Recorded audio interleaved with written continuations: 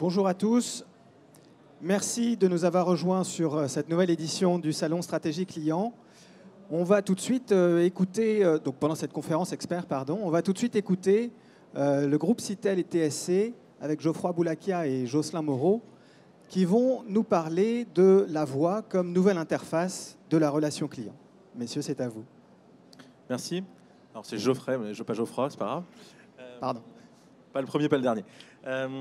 Du coup, bonjour à tous. On va se présenter peut-être juste très rapidement. Donc moi, je suis Geoffrey, je suis le DGA IMIA de TSC, qui est l'agence digitale du groupe Actical Sitel. Et je suis Jocelyn et je dirige le planning stratégique de TSC. Et donc aujourd'hui, on est venu vous parler d'un sujet qui va faire du bruit. La voix, nouvelle interface de la relation client, qu'on a aujourd'hui vraiment un sujet qu'on a appréhendé de manière assez forte depuis 3 mois à l'agence. Et vous avez à côté de vous un livre blanc qui témoigne de ce travail qu'on a effectué au sein des équipes. Et on va essayer de vous en délivrer aujourd'hui une partie de la matière. Mais juste avant, si ça ne marche pas, on va faire comme ça. Juste une très rapide présentation de qui on est. Donc on est une agence Customer Experience Digital. Ça veut dire quoi? Ça veut dire qu'on est spécialisé dans tout ce qui est, on va dire, interaction innovante entre une marque et son client. Ces interactions, historiquement, elles étaient orientées sur des canaux type mail, réseaux sociaux. De plus en plus, on a pu travailler sur des nouveaux canaux de type, évidemment, messaging, les chatbots. Et puis aujourd'hui, ceux dont on va en partie parler dans les exemples qu'on va vous montrer, qui sont les voice bots, entre autres. L'agence fait aussi d'autres choses. On travaille sur tout ce qui est solutions de self-care, que vous connaissez bien, et puis dont pas mal de représentants éditeurs sont ici avec qui on travaille. Et puis aussi tout ce qui est orienté autour du social media, tout ce qui est communauté de marques aussi. Bref, tout cet environnement où en fait les marques et les clients interagissent dans des terrains qui sont un peu plus neutres que d'ordinaire, et vraiment de manière uniquement digitale. Et puis pour faire tout ça, on a 3 entités à l'agence, puisqu'on est une quarantaine de collaborateurs. D'abord la partie conseil pour pouvoir réfléchir, imaginer, concevoir les programmes et les dispositifs digitaux dont vous avez besoin, travailler une roadmap avec vous. Et puis potentiellement ensuite, si dispositifs il y a, les construire, les réaliser au sein de notre studio de création, où on a à la fois des créatifs, des designers, des UX, du développement et tout ce qui est chefferie de projet. Et enfin, une fois qu'on a conçu, qu'on a réalisé, il est souvent important de ne pas oublier le 3e élément qui est d'animer correctement et de pouvoir, je dirais, adresser et piloter cette logique d'animation avec une cellule de community management, entre autres, mais pas que, aussi des animateurs de communauté de marque sur des plateformes propriétaires. Donc voilà pour nous. Du coup, aujourd'hui, on va vous parler de ce qui nous paraît être un des sujets de 2018, qui est déjà entamé, mais du coup, qui est vraiment sûrement une des vagues importantes de cette année dans le digital, qui est donc la voix, et notamment de revenir un petit peu sur ce qui amène la voix comme un canal privilégié, et de revenir du coup sur un peu d'historique pour les smartphones. Et la conviction qu'on porte à l'agence, c'est que finalement, on est de retour en arrière. C'est-à-dire qu'on est de nouveau en 2007, à cette époque où un certain Steve Jobs a révolutionné le monde entre guillemets, du téléphone en lançant le premier iPhone et en disant aujourd'hui en fait tout change à partir du moment où j'envoie un message fort qui est que tout désormais va pouvoir passer par un seul et même appareil. Et ce qu'on va voir du coup dans le slide suivant, c'est un petit peu une prise de parole un peu forte de Amy Webb, qui pour ceux qui la connaissent, c'est une futurologiste américaine qui a déclaré cette petite phrase à un festival, on va dire, technologique aux États-Unis, qui a vraiment déclaré de manière assez forte que pour elle, on est à la fin finalement des smartphones traditionnels. Ce qui peut être choquant parce que ça vient de commencer finalement le fait d'avoir un avènement de ce mobile. On entend beaucoup de choses autour du mobile only, mobile first, etc. Et au final, elle annonce déjà en tant que futurologiste que c'est déjà la fin des smartphones tels qu'on les connaît aujourd'hui. Alors pour une raison assez simple, qu'on va voir juste dans le slide d'après, qui est de se dire que pendant longtemps, on est passé d'une logique où on avait beaucoup d'appareils entre les mains pour faire plein de choses différentes. Donc pour ceux qui ont quelques années dans cet univers-là, vous allez retrouver des objets que vous aviez dans votre poche ou dans votre sac il fut un temps, puis qui ont disparu progressivement. Les consoles de jeux portatives, tout ce qui était, on va dire, CD, porte-CD, manche-disque, on peut les appeler. Et puis tout ça s'est retrouvé du jour au lendemain dans un seul et unique objet, qui est le smartphone qu'on a tous dans notre poche aujourd'hui. Sauf qu'il y a un mouvement qui est en train de se passer, qui est qu'on va avoir une bascule de cet équilibre-là dans l'autre sens. Qui est de se dire que finalement, tous les nouveaux devices qui arrivent, et on verra notamment comment ceux autour de la voix travaillent cette tendance de fond, vont rechanger en fait ce paradigme-là. On va repasser d'un seul objet qui fait tout dans notre poche, qui est notre compagnon permanent, etc., à plein d'autres objets, plein d'autres devices qui vont avoir à nouveau un rôle unique, bien précis, dans la maison, pour les jeux, dans la voiture, dans notre quotidien, et qui font que finalement on va repasser d'une logique de multi-device qui était passée à mono-device, et on va reconnaître le schéma inverse qui est de passer du mono-device au multi-device à nouveau. Et puis il y a un élément qui cependant unit la totalité de ces nouveaux devices, c'est le fait que la plupart du temps, il y a une logique d'assistant, une logique d'accompagnement de ces devices. Ils ne marchent pas tout seuls. Et notamment, du coup, on retrouve des très gros acteurs que vous connaissez tous. Siri, Cortana, Alexa, Google Assistant. Vous pourrez retrouver du coup dans le livre blanc des détails sur chacun d'entre eux, à la fois leur part de marché, mais aussi la façon dont ils ont été conçus et leurs aspérités. Mais qui est finalement le trait d'union entre tous ces éléments-là, et qui va aussi imposer cette logique de la voix, c'est quoi? C'est évidemment une nouvelle façon de communiquer, de créer un nouveau canal, mais ce qui fait le lien vraiment profondément entre les deux, c'est le fait qu'il y a cette logique d'assistant, de proximité, c'est cette sorte de logiciel de plugin qu'on peut mettre dans plein d'objets différents, et que finalement le smart speaker, comme on va en parler après, est moins important que cette tendance de fond qui est de se dire il y a un assistant maintenant dans plein d'objets de la maison et de mon quotidien. Et puis un autre élément qui nous a vraiment intéressé quand on a commencé à travailler sur ce sujet de la voix, c'est quelque chose d'assez simple, mais qui est de ne pas oublier qu'avoir un clavier, taper, c'est quelque chose qui n'est pas normal, pas naturel pour un être humain en fait. Le fait de parler, tout ça c'est complètement logique. Par contre, avoir finalement l'obligation de devoir écrire, taper, etc., c'est long, c'est compliqué. On n'est pas forcément très rapide, c'est pas forcément très naturel. Et en plus, on le verra tout à l'heure, il y a plein de tranches de la population qui ne sont pas forcément à l'aise avec cette démarche-là. Or, aujourd'hui, les stats vont vraiment dans ce sens-là en disant qu'en plus, la voix, c'est quasiment 7 fois plus rapide que d'écrire sur un papier. Et c'est quasiment 3 fois plus rapide que quand vous tapez sur un clavier pour ceux qui tapent rapidement. Ça peut paraître tout bête, mais c'est un point extrêmement structurant, parce que ça veut dire que finalement, non seulement c'est plus naturel, mais c'est aussi plus efficace dans la façon dont on va finalement pouvoir interagir avec ce smart speaker et potentiellement avec une marque qui va être derrière. Et puis un dernier élément qui est assez, que nous on trouve plutôt amusant. Plein de gens nous disent souvent oui, la voix c'est super, vous en parlez beaucoup, mais à quoi ça sert? Si vraiment vous avez ce doute-là, je vous invite à faire un petit test. Vous prenez dans votre environnement, vous avez soit des enfants, soit des petits cousins, etc. Vous prenez un enfant de 5-6 ans et vous le mettez devant un Alexa ou un Google Home. Vous allez très vite comprendre à quoi ça sert. C'est-à-dire qu'en fait, eux, ils vont très vite ne pas se poser la question de à quoi ça sert, ils vont commencer à discuter, à converser avec l'assistant. Et donc finalement, vous allez trouver très naturellement les usages, puisqu'on va voir qu'ils savent s'en servir tout de suite, que tout de suite, ils considèrent que c'est une personne de plus dans la salle, et que finalement, c'est ni plus ni moins qu'un être humain avec un certain nombre de skills, on y viendra tout à l'heure en termes de définition, qui sait faire des choses, qui peut répondre à des ordres, qui peut répondre à des conversations, et qui finalement est un compagnon complémentaire dans la maison ou bien dans un espace fermé qui est une voiture. Et puis il y a un autre élément qui est intéressant par rapport à ça, au-delà de se dire les enfants sont les premiers usagers, si juste tu peux revenir en arrière, c'est qu'on est aussi convaincu que c'est le premier device qui va réconcilier toutes les générations. Pourquoi? Parce que finalement, parler, encore une fois, c'est naturel, il n'y a pas besoin de taper, il n'y a pas besoin de comprendre l'interface, même si nos amis de Apple et Android ont fait beaucoup d'efforts pour rendre très facile, très compréhensible l'usage de leur interface et de leur device. Et pour autant, la voix, c'est encore plus naturel. Donc on peut imaginer que toute la Silver Generation, qui a parfois un petit peu de retard encore dans l'équipement device ou dans l'usage du digital, va trouver finalement dans les smart speakers une façon de se réconcilier avec les autres générations en termes d'usage, parce qu'ils vont pouvoir utiliser quelque chose qui est totalement naturel pour eux, qui est de parler. Et on peut même, si on tire un petit peu le fil jusqu'au bout, imaginer que c'est même une façon d'embarquer des populations qui peuvent avoir un certain nombre de soucis, de handicaps, etc. Parce que là aussi, la plupart du temps, ça peut aider les personnes âgées, les gens qui tout simplement savent par exemple pas écrire correctement, qui vont pouvoir se réconcilier, se reconnecter à votre marque par le biais des smart speakers. Donc c'est, je dirais, le premier device finalement intergénérationnel, typologie de segments, et qui finalement peut s'adresser à tout le monde.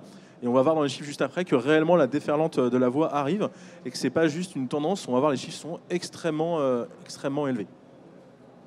Et donc les voilà, ces chiffres. Dans 3 ans, donc 2020, c'est vraiment même plus dans 3 ans, non, c'est dans 2 ans et demi, 30% de la navigation sur le web se fera sans écran. Je ne sais pas si vous imaginez, c'est-à-dire qu'une fois sur 3, quand on va interroger Google, Bing, tout ce que vous voulez, demain, ça va se faire sans écran. C'est juste un changement de paradigme énorme dans la façon dont vous allez devoir naviguer. Et on verra tout à l'heure, Jocelyn expliquera que notamment en termes de SEO, ça a un impact assez puissant. Et donc cette recherche à la voix, cette façon de rechercher va être différente, on va le voir aussi, dans la façon dont on peut exprimer les choses en termes d'interrogation. La phrase qu'on va pouvoir utiliser est très différente quand on le fait à la voix versus quand on tape. Donc merci Geoffrey. On l'a vu, donc la voix s'impose vraiment comme un canal privilégié à l'avenir. 30% de cette navigation Internet qui va se faire par la voix. On m'entend bien comme ça, pardon.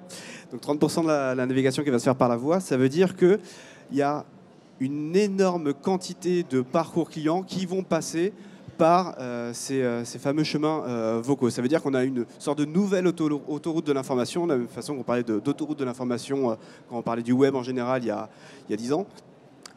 C'est vraiment une nouvelle autoroute. Et depuis le Moyen-Âge, on sait qu'à partir du moment où il y a des autoroutes, des gens qui possèdent ces flux de communication, il y a la possibilité de mettre des péages.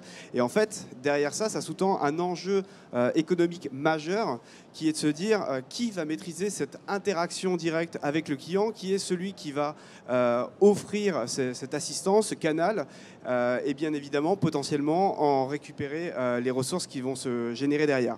Donc, c'est une bataille qui s'ouvre. Le premier à avoir tiré en la matière, c'est Amazon. Amazon qui en 2014 a lancé l'Amazon Echo, donc qui a lancé vraiment un objet qui vient se mettre au cœur des foyers pour ouvrir ce canal-là. Et très tôt, ils ont réussi à ouvrir le système pour faire embarquer tout un tas de partenaires et c'est même devenu une sorte de hub de la maison connectée au sens large sur lequel sont venus progressivement se greffer tout un tas de services. Donc forcément l'initiative d'Amazon a fait écho dans la Silicon Valley et un petit peu au-delà. Et aujourd'hui, tous les grands acteurs du digital, les GAFA et certains constructeurs se disent que c'est le moment de aussi prendre en main ces genres d'initiatives pour justement posséder encore une fois cette interaction directe avec le client. Aujourd'hui, vous cherchez une information sur Internet, vous ouvrez Google, vous tapez, c'est Google qui possède ce canal-là. Vous voulez interagir avec vos amis, vous allez sur Facebook, sur WhatsApp, c'est Facebook qui détient ce canal-là. Demain, ce canal de la voix, il est encore relativement ouvert et surtout, qui représente une manne potentiellement importante, donc la guerre, elle est assez intense. Il y a des stratégies très diverses derrière chacun de ces acteurs.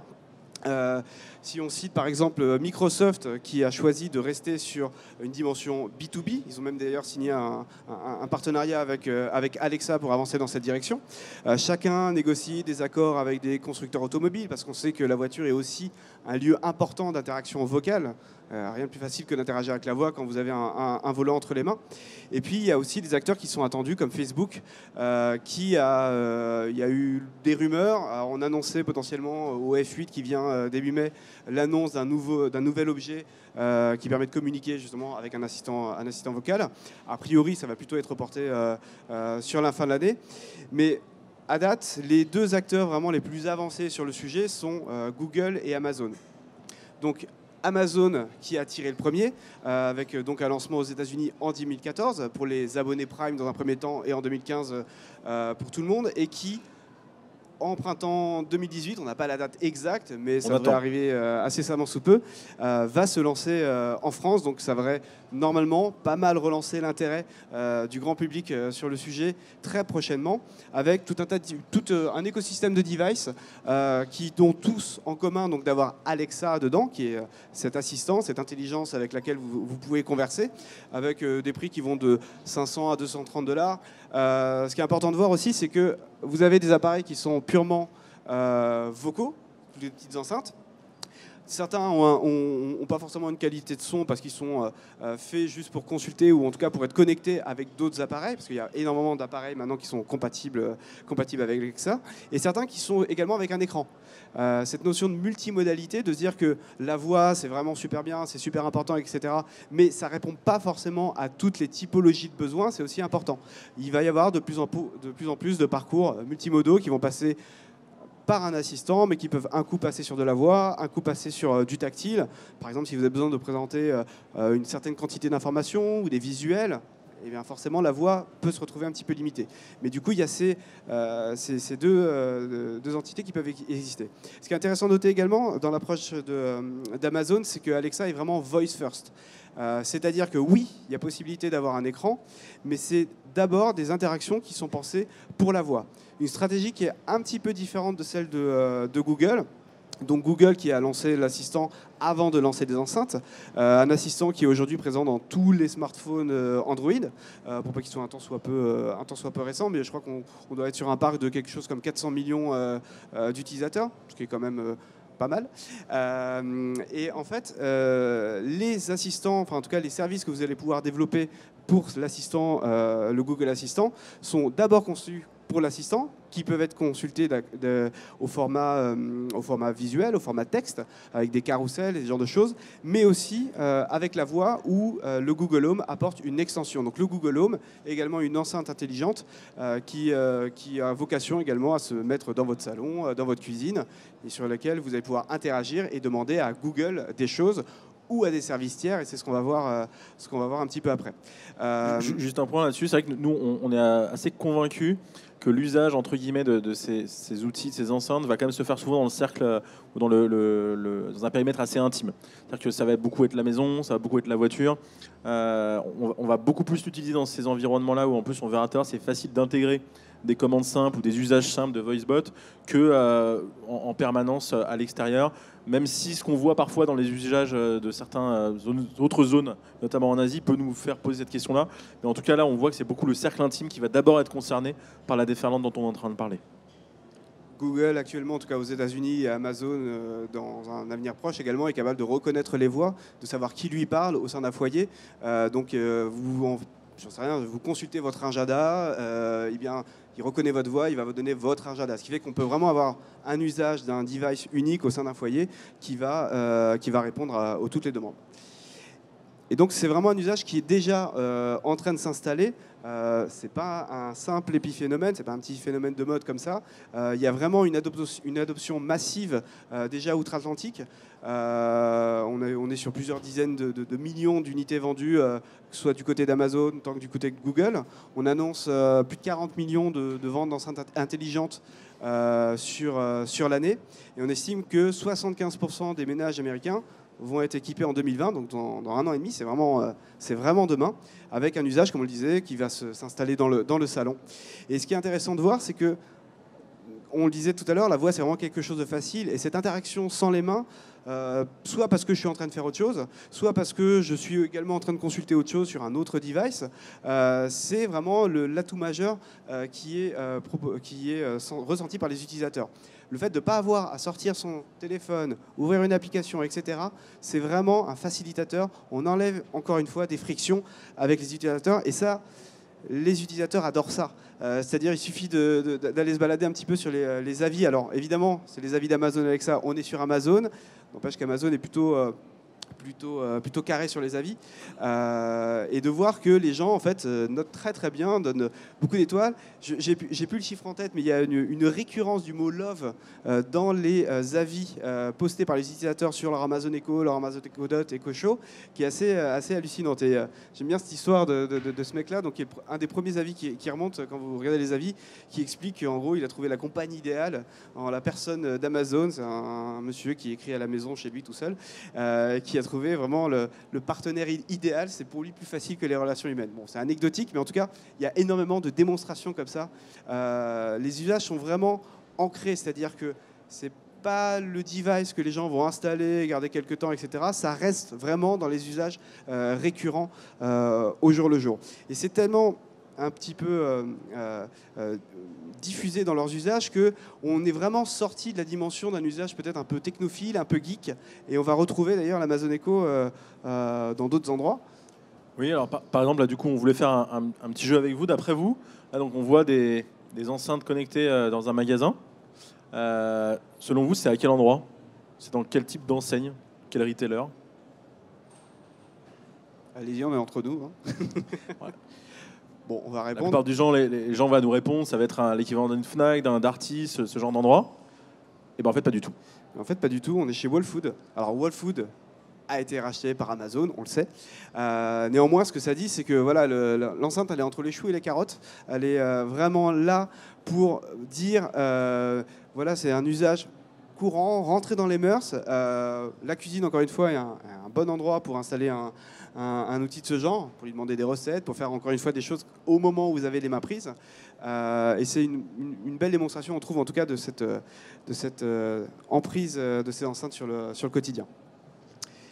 Alors jusqu'ici c'est très bien, on a parlé des GAFA, on a parlé des utilisateurs, mais vous allez me dire, et les marques dans tout ça? Nous on est là pour essayer de s'imposer aussi dans le quotidien de ces utilisateurs, pour leur offrir du service, de la relation. Alors il y a plein de choses qui peuvent être dites sur cette relation. Ça peut faire un petit peu peur, parce qu'en fait, la crainte que peut avoir toute marque, toute entreprise, c'est de se dire, OK, la relation, elle est entre les mains d'Amazon, elle est entre les mains de Google, c'est pas moi forcément qui maîtrise ça, et la question c'est demain, je demande à Google ou Alexa, tiens j'ai envie de partir en voyage, trouve-moi des billets, je veux envoyer des fleurs à quelqu'un, etc. Qui va être mis en avant? Parce que évidemment, il faut imaginer que quand vous êtes dans une interaction vocale, c'est pas la page de résultat de Google. Vous pouvez pas dire, alors voilà, il y a ça comme résultat, et puis aussi il y en a qui ont payé pour être là, je te les montre aussi. Non, il faut donner une réponse, éventuellement plusieurs, mais en tout cas, l'assistant ne peut pas se permettre de mettre beaucoup de personnes en avant. Donc la question de qui est mis en avant et comment justement on interagit, on se propose est essentielle. Donc il y a 3 moyens de répondre un petit peu à cette question. La première, c'est ce qu'on appelle du Personal Assistant Search Optimization. Comprendre en fait le SEO pour les assistants. C'est des logiques qui sont évidemment propres à chacun des assistants. Je vais prendre l'exemple de Google, parce que c'est Google qu'on retrouve dans le Google Assistant, mais également dans Siri par exemple. Siri, depuis la fin de l'année dernière, utilise Google quand il fait ses recherches. Et donc, en fait, c'est un simple principe de SEO. C'est-à-dire que fait Google Assistant quand vous lui posez une question? Il va tout simplement d'abord rechercher sur Internet. Encore une fois, il ne va pas regarder la page les 10 premiers qui sont dans ses goals. Il va regarder le top. Donc, en fait, ça dit l'enjeu plus fort que jamais d'avoir un bon SEO pour remontrer, non pas au rang 1, mais carrément au rang 0 des résultats. Le rang 0, c'est typiquement ce que vous retrouvez au-dessus des résultats naturels, où vous avez, par exemple, vous posez une question en langage naturel, une question directe, parce qu'on se rend compte aussi que les gens posent les questions en langage naturel dès lors qu'ils s'adressent à un assistant. Plutôt que de dire météo Paris, je vais dire quel temps fait-il à Paris, parce que j'ai besoin de prendre un parapluie demain. Ce genre de questions. Et en fait, le rang 0 va être cette réponse directement apportée à l'utilisateur. Donc il y a plusieurs façons de faire ça. Il y a des logiques de SEO qui consistent à implémenter des microdonnées sur vos sites. Il y a aussi des logiques de contenu qui consistent à répondre aux questions directes des utilisateurs. Les FAQ sont un outil assez puissant pour ça, avec quand même l'idée d'avoir une réponse par page pour pouvoir remonter. Et puis il y a aussi des démarches toutes bêtes qui sont que Google va aller chercher, par exemple, si je demande, je cherche un fleuriste autour de moi, il va aller chercher d'abord dans Google Maps. Donc être sûr que vos points de vente, vos points de contact sont bien renseignés dans les outils de référence dans lesquels va chercher Google, c'est important. Donc c'est Google Maps, c'est Google Shopping, c'est Wikipédia, c'est IMDb si vous faites du cinéma, etc. Il y a toute une liste de sources de référence qu'il faut connaître, qu'il faut aller chercher et dans lesquelles il va falloir s'inscrire. Et peut-être juste un petit point, ça veut aussi dire que vous devez réussir à créer de la préférence de marque avant même que les gens commencent à faire la demande auprès de leur enceinte. C'est-à-dire que demain, vous voulez réserver un vol, vous voulez acheter un produit, il faut que vous ayez, entre guillemets, le réflexe, que vous êtes attaché à ce produit, attaché à cette référence, de dire, OK Google, commande-moi un billet d'avion pour Barcelone via Air France. Parce que sinon, il va vous proposer le meilleur prix, ou bien tout simplement ce qui a été le mieux référencé à un moment donné sur Barcelone, mais pas forcément cette compagnie auquel vous êtes attaché, ou pour laquelle vous avez un problème de fidélisation, etc., etc. Donc ça veut dire aussi que pour pouvoir être à ce fameux rang 0, il faut que vous ayez par ailleurs travaillé votre préférence de marque pour être finalement, entre guillemets, intégré à la demande de l'utilisateur. La deuxième solution pour être présent sur les assistants, c'est ce qu'on va appeler l'intégration first party. First party, ça veut dire que vous avez un produit type produit connecté qui est compatible avec l'usage de ces assistants. Ça peut être des ampoules connectées Philips Hue, ça peut être il y a certains robots aspirateurs qui le font, etc. C'est-à-dire que je peux le commander directement depuis mon assistant. Donc ça, c'est une logique produit, mais après, il y a aussi une logique de partenariat potentiel qui peut se faire avec certains de ces GAFA, parce qu'eux-mêmes sont en train de construire cet écosystème et sont en recherche de contenu de référence à mettre en face des requêtes utilisateurs. Il y a Radio France qui a fait un truc très bien comme ça. Ils ont fait donc un partenariat avec Google pour que en fait, quand un utilisateur demande « OK Google, quelles sont les actualités politiques ?» que le Google Assistant n'aille pas chercher un peu n'importe où à lire un contenu écrit par exemple, mais en fait va les taper dans les podcasts de Radio France. C'est-à-dire qu'en fait, Radio France met en permanence tous ces flash actus en format podcast, ce qui pourrait paraître une hérésie parce qu'un podcast, c'est pas fait pour être consommé, un flash info, pardon, c'est pas fait pour être consommé à un temps X après diffusion. Mais dans ce cas précis, c'est intéressant puisque quand je vais demander l'actualité, ça va aller chercher directement le flash info le plus frais lié à l'actualité. Donc si c'est une actualité politique, ça va aller chercher sur France Inter ou France Info en fonction de à quel moment je demande, etc. Et je peux demander une actualité sportive, boursière, etc. Tout est fragmenté comme ça pour que je donne accès. Donc ça, c'est des places qui sont intéressantes à prendre, qui sont plus compliquées, un peu plus chères, pas forcément en termes de prix ou d'investissement, mais en termes d'être là au bon moment, être le premier à faire le pas.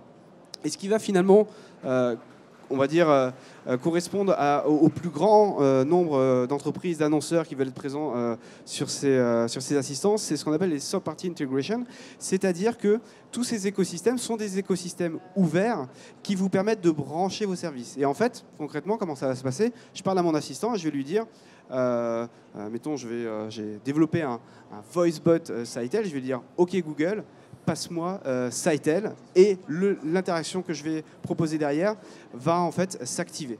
Et qu'est-ce qui se passe? C'est qu'en fait, vous avez une interaction conversationnelle. C'est exactement la même chose d'un point de vue conceptuel qu'un chatbot, chose qu'on fait déjà beaucoup à l'agence. C'est exactement la même chose, sauf que évidemment, il faut repenser la chose en format voix, puisque les interactions ne sont pas tout à fait les mêmes. Mais déjà, si dans votre entreprise, vous avez entamé cette réflexion de passer à une logique conversationnelle, à se dire que je ne pousse pas du contenu de manière brute et massive, ou tel que je pourrais l'avoir sur une application ou un site, mais que je l'adapte à une logique conversationnelle, déjà, vous avez fait un premier pas dans cette direction. Mais le pas du chatbot au voicebot reste quand même une adaptation sur les interfaces bien spécifiques, et c'est ce qu'on va voir ensuite dans quelques bonnes pratiques. Sachant qu'en effet, il y a un vrai lien entre les deux, entre ces chatbots et ces voicebots, notamment avant qu'on revienne sur ces 4 catégories qu'on a essayé de définir, qui est notamment le fait de travailler la personnalité de votre bot. Alors c'est déjà vrai quand c'est des chatbots, c'est encore plus vrai quand on fait des voicebots. Pour vous donner un exemple, déjà la voix en elle-même, le choix de la voix, la tonalité, etc. Aujourd'hui, un Google Home propose que 4 voix par défaut disponibles quand vous proposez votre voicebot. Donc demain, et déjà aujourd'hui, il y a des boîtes, des entreprises dont le métier, c'est de créer des voix qui collent finalement à votre besoin, qui collent à votre marque et qui potentiellement pourront représenter l'expérience, ne serait-ce que d'un point de vue typologie d'écoute, ton, est-ce que vous voulez une voix féminine, une voix masculine, de quelle origine, etc., etc. Donc il y a vraiment tous ces éléments de personnalité qui sont extrêmement importants à travailler. Et puis après, il faut essayer de définir, un peu comme pour les chatbots, où pendant longtemps on a dit, bah tiens, il y a des clients qui viennent nous voir en disant je veux mon chatbot. Oui, on leur répondait toujours, mais pour faire quoi? Et donc d'essayer de redéfinir son rôle en disant que chaque skill ne pourra pas forcément couvrir la totalité du scope de ce qu'on pourrait avoir envie de discuter avec une marque. Et qu'il est important, notamment pour pouvoir encore une fois commencer à tester le produit, tester ce nouveau device, etc., de faire des choix sur à quoi servira votre premier voicebot. Et du coup, on a essayé d'en définir 4 catégories différentes. La première qui est vraiment le voicebot compagnon. Lui, il sert essentiellement finalement à avoir des informations un peu plus personnalisées sur un produit, sur un service, mieux comprendre typiquement ce qui se passe derrière ce qui est proposé par la marque. Donc vraiment plutôt de la découverte, de l'assistance et vraiment un rôle de compagnon. Un autre qui, alors du coup les voicebots sont un peu comme ça, qui est plus orienté sur l'aspect commande direct, l'ordre direct. Sans que ce soit péjoratif, c'est plus je demande une information, je veux la réponse la plus rapide possible ou l'action la plus rapide possible. On verra tout à l'heure l'exemple avec le fait de commander par exemple un VTC. Puis après, vous avez, on va retrouver une catégorie qu'on avait déjà dans le chatbot, qui est la catégorie expérientielle. Donc c'est ni plus ni moins finalement que de proposer, de découvrir la marque, pour un événement ou tout simplement dans son existence actuelle de manière différente, via une conversation, en faisant, je dirais, la promotion de cette marque, de sa façon de s'exprimer, etc. Et puis évidemment, celle qui est sûrement celle qui sera la plus représentée notamment chez Alexa quand ça sortira en France, qui est autour du commerce et finalement de la commande de produits, où typiquement je vais composer ma wishlist de courses, je vais potentiellement booker un rendez-vous pour aller faire quelque chose dans une boutique et tout simplement pouvoir préparer finalement ma venue dans un lieu physique. Sachant que donc évidemment toutes ces catégories ne sont pas strictes, un même VoiceBot peut appartenir à plusieurs de ces catégories en fonction du besoin auquel vous allez répondre. Donc une fois qu'on s'est dit que potentiellement, même si on ne sait pas encore ce qu'on va proposer pour sa marque, mais en tout cas il y a des bonnes pratiques qui sont importantes à prendre en compte dès la réflexion sur qu'est-ce que je peux proposer, parce qu'en fait, encore une fois, la façon d'interagir avec une marque, avec un utilisateur par la voix est vraiment très spécifique et on va illustrer ça par quelques exemples. Le premier, c'est celui de Skyscanner, qui est un moteur de recherche de voyage, qui est pas très connu en France, qui est plus connu outre-Manche et outre-Atlantique. On a rencontré les équipes qui ont fait ce VoiceBot, et en fait, ce qu'ils nous ont raconté, ce qui est intéressant, c'est qu'au début, ils se sont dit, bah, tiens, on va prendre ce que fait notre application, donc le processus de recherche d'un voyage, c'est-à-dire que je vais demander la destination, combien de personnes, quelle classe, est-ce que les dates sont extensibles, etc., etc. Et ils en ont fait un processus vocal où donc il y a une question, une réponse, une question, une réponse, une question, une réponse. Et ils se sont rendus compte que ça faisait 15 étapes de questions-réponses. Donc vous imaginez, tiens, je vais me réserver un voyage, vous entrez là-dedans. En fait, c'est pas du tout plus pratique que si vous utilisiez une tablette, un ordinateur, etc. Ça demande un effort de concentration, c'est plus long, etc. Et du coup, l'usage était pas le bon. Du coup, ils ont repensé totalement la recherche et en fait, ils se sont rendus compte que déjà, le contexte de recherche de je suis dans mon salon et je cherche un voyage est beaucoup plus en mode relax, pas forcément plus précis. Et du coup, la recherche a été excessivement simplifiée pour donner très rapidement en fait, l'indice à l'utilisateur qui est OK, est-ce que je vais. Quel est le tarif le moins cher pour faire un Paris-Lille ce week-end, et pour lui donner une réponse directe. Ils ont aussi fait énormément d'efforts pour guider l'utilisateur, et ils se sont rendus compte aussi qu'il y avait des use cases assez spécifiques à la voix, du type où est-ce que je peux partir ce week-end pour 200 €. Et en fait, en répondant, en se concentrant sur ces use cases-là, ils se sont rendus compte qu'en fait, ils avaient un usage qui était assez différent et une réponse assez différente de ce qu'ils font actuellement sur le desktop, dans leur application, etc. Et ce que ça dit, c'est qu'il ne faut surtout pas chercher à faire du copier-coller par rapport à ce que vous offrez comme service actuellement sur d'autres canaux, d'autres supports, parce qu'il faut s'adapter, encore une fois, à cette logique et à cette attente de l'utilisateur. Un autre exemple... Du coup, sur The Knot, en fait, là, c'est un exemple assez... on trouve assez amusant, qui est en gros le wedding planner vocal, qui vous aide ni plus ni moins finalement à organiser votre cérémonie et votre fête de mariage grâce à votre enceinte connectée. Alors vous pourriez me demander, mais quel usage ?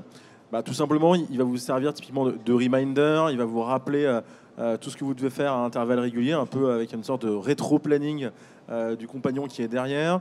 Il va aussi vous donner potentiellement un compte-rendu de ce que va avoir fait votre conjoint en parallèle, donc on va pouvoir partager l'information de manière assez claire et au fur et à mesure vous donner aussi quelques conseils bien évidemment autour de ça. Donc ça c'est un usage plutôt en effet le fameux usage compagnon, mais ce qui est intéressant là aussi c'est de voir qu'on est dans une complémentarité encore une fois avec le service initial de cette structure qui a trouvé une façon finalement de s'intégrer encore plus précisément dans le quotidien de quelqu'un qui prépare cet événement et de lui rendre le plus de service et le plus de réassurance dans cette démarche-là qui peut être parfois un petit peu stressante. Donc finalement on retrouve comme dans le cas antérieur cette complémentarité, cette logique de je ne fais pas forcément la même chose avec, mais ça participe de l'expérience globale que j'ai vis-à-vis de cette marque, vis-à-vis de cet acteur et du coup de la confiance que j'ai envie de lui apporter. Et cette notion d'ancrage dans le quotidien est vraiment excessivement importante sur toutes les dimensions de voix, parce qu'en fait, si vous faites la comparaison par exemple avec ce que vous faites sur un smartphone, mettons vous avez fait des applications, alors c'est difficile de faire télécharger une application, c'est difficile de la faire utiliser, mais il y a un truc tout bête, c'est que quand vous prenez votre téléphone et vous vous baladez un petit peu, il y a ces petites icônes qui sont présentes, qui vous disent hey, « coucou, je suis là, si tu veux interagir avec moi, je suis là ». Il n'y a pas ce rappel avec la voix. C'est invisible, c'est-à-dire que l'utilisateur devra faire la démarche d'aller vous chercher, sauf si bien évidemment vous avez mis en valeur votre skill, votre application vocale de manière intéressante. Mais surtout, si vous voulez créer une relation sur la durée, c'est important de penser ces moments quotidiens ou en tout cas à intervalles relativement réguliers pour garder cette constance. On va dire que celles qui réussiront vraiment à percer seront celles qui arriveront à s'introduire dans la routine de l'utilisateur. Qu'est-ce que je fais le matin en me levant ? OK Google, mets la radio, OK Google, allume la lumière, etc. etc. Si j'arrive à m'inscrire dans ces moments-là, on va dire que j'ai clairement tout gagné en termes d'ancrage. Alors évidemment, c'est excessivement difficile de trouver les bons cas d'usage, mais néanmoins, ça permet de penser un petit peu dans quelle logique, dans quelle direction je peux essayer de m'inscrire. Et puis, la notion d'utilité est vraiment intéressante, mais pour être utile, en fait, ça veut dire juste être super efficace. Je n'ai pas forcément besoin d'avoir des applications, des skills qui soient très bavardes. Si ça fait une chose et que ça la fait très bien, c'est l'idéal. L'exemple de Lyft est intéressant. Uber a des skills et des applications assez similaires. C'est qu'en fait, là, pour le coup, je duplique des usages qui sont dans mon application, c'est-à-dire commander, annoter un chauffeur, lui donner un tips. En l'occurrence, chez Lyft, on peut donner des tips au chauffeur, mais en mode commande directe. C'est-à-dire que le truc ne va pas vous répondre et vous raconter sa vie. Il est juste là pour lui dire OK, Alexa, demande à Lyft de me commander un chauffeur pour aller au bureau maintenant. Et c'est tout. Et ça le fait. Et donc, vous avez le truc qui arrive, vous arrivez chez vous, vous rentrez, et vous dites, tiens, Alexa, mets 5 étoiles à mon chauffeur et rajoute-lui $2 de tips. C'est uniquement sur ces cas d'usage très spécifiques qui sont une redondance de ce qu'ils font à côté, mais qui augmentent en fait le service que propose Lyft, simplement en simplifiant chacune de ces micro-interactions que je propose à l'utilisateur. J'enlève la friction encore une fois, je prends mon téléphone, j'ouvre l'application, je cherche, etc. etc. Là, j'ai mis cette photo exprès, c'est-à-dire que je suis en train de me préparer, je continue à m'habiller, je mets mes chaussures et je commande mon Lyft et je sors. C'est aussi naturel que de dire « Salut chérie, je m'en vais, on se revoit ce soir ». Et peut-être juste, on va passer aux sciences, que le temps tourne pour qu'on ait quelques questions. Du coup, là, c'est un exemple qu'on trouve intéressant, parce qu'il est assez atypique. Pour ceux qui sont un peu allergiques en cette période de printemps, le Zyrtec, c'est un produit magique. Mais là, en l'occurrence, il y a un petit programme, en fait, finalement, quasiment de coaching, qui, en fonction justement des conditions météo, de ce que vous avez déclaré en tant que, je dirais, qu'individu, va vous donner la bonne façon, finalement, de préparer votre journée, va vous conseiller potentiellement sur la prescription que vous devez avoir du produit, parce que c'est un anti-allergique, entre guillemets, un antihistaminique, et que potentiellement il va se nourrir finalement aussi de ce que vous allez aussi déclarer tous les jours en disant tiens, aujourd'hui je me sens bien, tiens, aujourd'hui je suis moins bien. Il va croiser ça avec les données qui sont celles des données soit météo, soit de tout ce qui va être organisme autour de tout ce qui est pollution, etc., pour croiser avec le programme qui va bien et derrière vous délivrer les bonnes suggestions et le bon programme entre guillemets qui va bien. Donc là on est encore une fois dans cette logique d'assistant et de vous emmener vers des expérimentations produits auxquels vous n'auriez pas forcément pensé, mais la puissance de ce speaker qui absorbe aussi une volumétrie de données et qui vous connaît bien au bout de quelques jours est assez intéressant dans ce cas d'usage-là. Et puis on va peut-être terminer avec le cas de Domino's avant de conclure. Très rapidement, le cas de Domino's, c'est un cas intéressant parce qu'en fait, souvent on a souvent eu la même problématique sur les chatbots. Je veux un chatbot qui fasse ça, et puis il pourrait faire ci, il pourrait faire ça. Et puis allez, je ramasse plein de cas d'usage, j'en fais un énorme chatbot qui répond à tout. Et au final, je fais une espèce de Louis Boulga un petit peu compliqué pour l'utilisateur, etc. La vraie recommandation, on a beaucoup à apprendre sur le sujet de la voix, c'est nouveau pour tout le monde. Et en tant que marque, l'idée de se dire je commence par un cas d'usage ultra ciblé et ensuite, par petits pas, j'augmente mes capacités en offrant d'autres fonctionnalités. C'est une approche qui est assez intéressante. C'est celle de Domino's notamment, qui a d'abord focusé ses skills et son application sur le reorder, ce qu'ils appellent le one-click, c'est-à-dire il y a à peu près 70% des gens qui commandent une pizza qui commandent toujours la même chose. Donc plutôt qu'à chaque fois dire je vais commander une pizza 4 fromages avec ci, ça, telle personnalisation, je l'ai commandé une fois, Domino's me connaît, je synchronise mon compte et je dis juste Alexa, commande-moi, demande à Domino's de me commander la même pizza que d'habitude. Tout simple, très efficace. En quelques mois, Alexa, ça a atteint 20% de ces fameuses commandes one-click, commandes récurrentes sur l'usage. C'est-à-dire que c'est devenu une des top applications dans le store d'Alexa. Et ensuite, ils se sont permis d'ouvrir à d'autres cas d'usage. Ils ont permis effectivement de personnaliser la pizza, de dire tiens, bah, ce coup-ci, je vais rajouter des pepperonis, de faire une nouvelle commande, de suivre la livraison.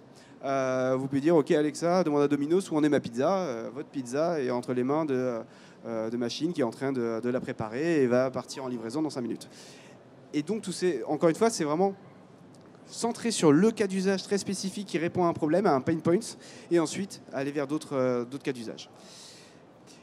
Et pour presque conclure, il ne faut absolument pas oublier la dimension humaine. Donc on parle de machine, on parle d'automatisation, mais il y a vraiment des facteurs humains qui sont hyper importants dans comment est-ce que vous allez concevoir vos voicebots. Le premier, c'est ce que disait Geoffrey tout à l'heure, cette notion d'identité. C'est simple, toutes les expériences en psychologie le démontrent, c'est de l'anthropomorphisme. À partir du moment où vous avez une conversation avec quelque chose, que ce soit un agent à distance par le biais d'un chat, que ce soit un robot mais avec qui vous conversez, vous allez projeter dessus une personnalité, des valeurs, tout un tas de choses que en fait vous devez anticiper en amont pour faire en sorte que, bien évidemment, cela colle à votre univers, colle à votre marque. Et en fait, c'est une façon un petit peu facile de le dire, mais un voicebot, c'est vraiment pour le coup le porte-parole de votre marque. C'est-à-dire que c'est une interaction directe, très profonde avec votre marque. Et du coup, se priver de ce potentiel pour donner de la valeur, ce serait vraiment dommage. On prend souvent l'exemple de 2 acteurs qui ont commencé très tôt Alexa aux États-Unis, qui sont Capital One et Bank of America, qui dépensent des millions et des millions de dollars en communication, en publicité tous les ans pour dire moi, Capital One, je suis comme ci, moi, Bank of America, je suis comme ça. Et au final, ils ont la même voix, ils ont les mêmes intonations, chacun dans leur skill, ce qui est vraiment une perte de potentiel pour justement imprimer l'identité de votre marque. Vous avez tout un tas de techniques. Et Geoffrey le disait sur le choix de la voix, mais aussi sur les intonations que vous pouvez donner qui sont vraiment très utiles. On avait des chartes graphiques, on aura bientôt des chartes vocales probablement. Complètement. Il y avait l'exemple je ne l'ai pas mis, mais d'une application de recettes de cuisine qui est incarnée par une grand-mère. C'est-à-dire que quand vous parlez, c'est une grand-mère qui vous parle avec un ton un petit peu lent, avec une voix féminine un petit peu vibrante, etc. Parce que c'est la cuisine, donc la cuisine de grand-mère, etc. C'est intéressant, c'est une façon, un exemple comme un autre, mais une façon d'imprimer une empreinte. Le deuxième point important, c'est que les utilisateurs ne sont pas des robots. On le disait tout à l'heure, faire un chatbot, c'est pas la même chose que faire un voicebot. Et un exemple tout bête, je pose une question, si on me répond dedans un exemple, 2 exemples, 3 exemples de réponses, à la 3e, j'ai déjà oublié la première. Donc vraiment, ça nécessite de penser la façon dont vous amenez, dont vous guidez l'utilisateur, dont il comprend comment il peut l'utiliser, l'application.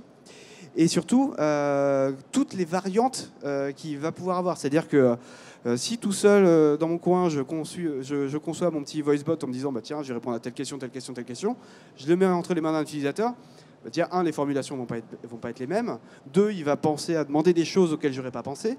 Et la notion d'erreur avec un voicebot est très différente dans la manière de le gérer. Donc ça nécessite déjà très tôt de tester rapidement pour voir, faire des tests, le mettre en les mains d'utilisateurs et juste regarder ce qu'ils en font. On apprend beaucoup de choses, on découvre des nouveaux cas d'usage très intéressants. Il y a un jeu de rôle très simple à faire.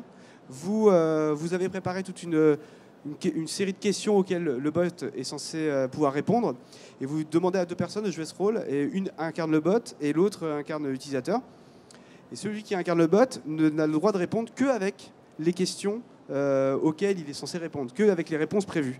Ça donne des conversations souvent ubuesques, mais c'est très très enrichissant sur effectivement l'usage que vous allez pouvoir en faire.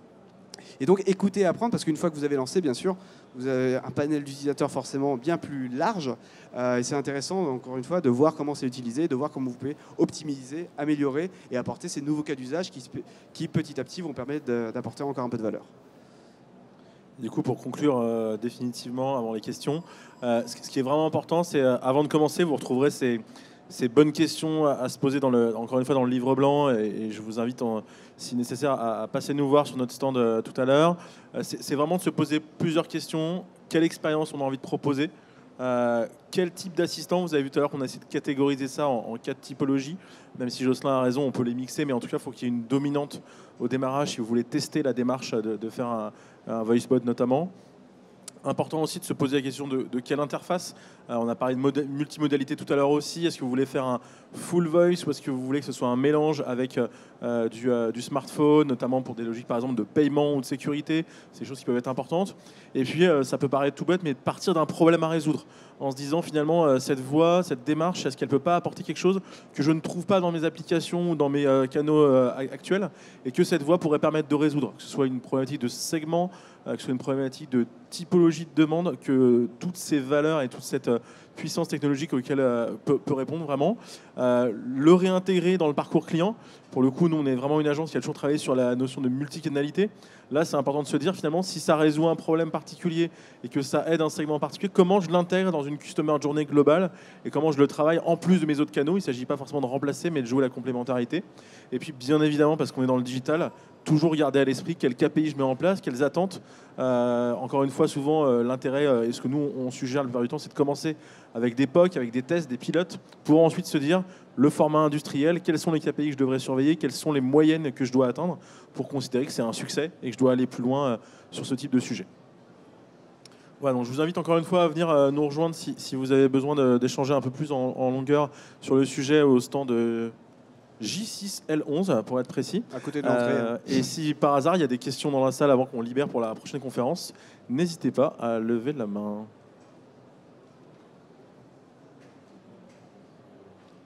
Ça devait être hyper clair. Non, pas de questions? Oui.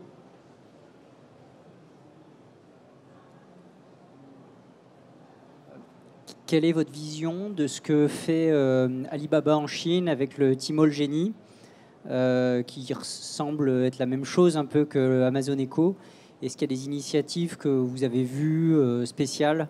Parce qu'on est très focus sur ce qui se passe aux US avec les GAFA, mais je pense qu'il y a aussi d'autres choses qui se passent ailleurs.